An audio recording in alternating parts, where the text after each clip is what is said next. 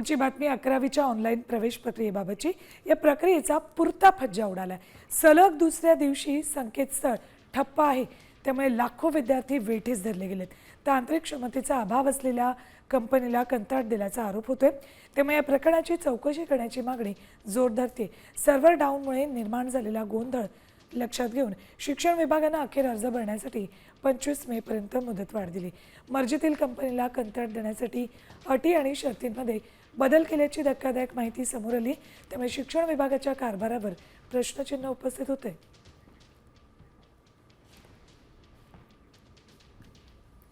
क्षमता नसलेल्या कंपनीला ऑनलाईन प्रवेशाचं कंत्राट दिलंय।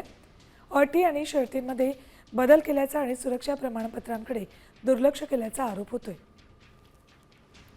वेबसाईटवर तांत्रिक बिघाड झाल्यानं विद्यार्थ्यांना नोंदणी आणि पसंतीक्रम अर्ज भरण्यात अडचण येते।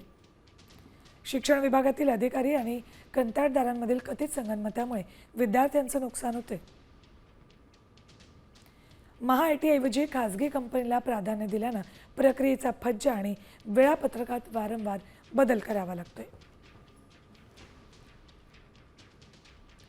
अपडेट्स घेऊयात आमचे प्रतिनिधी संजीव भागवत यांच्याकडून। संजीव, सलग दुसऱ्या दिवशी वेबसाईट ठप्प आहे, मर्जीतल्या कंपनीला कंत्राट दिल्यामुळे विद्यार्थ्यांचं नुकसान होतंय। अगदी बरोबर आहे, कारण गेल्या वर्षी जे या 11वी प्रवेशाचं कंत्राट देण्यात आलं होतं त्या कंत्राटामधूनच हा सगळा प्रश्न निर्माण झालेला आहे।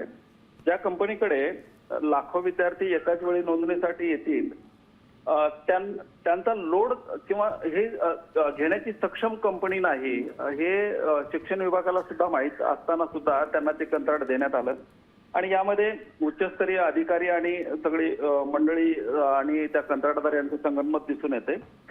यामुळं आता या 2 दिवसात विद्यार्थ्यांना प्रचंड मोठा नाहक त्रास सहन करावा लागतोय।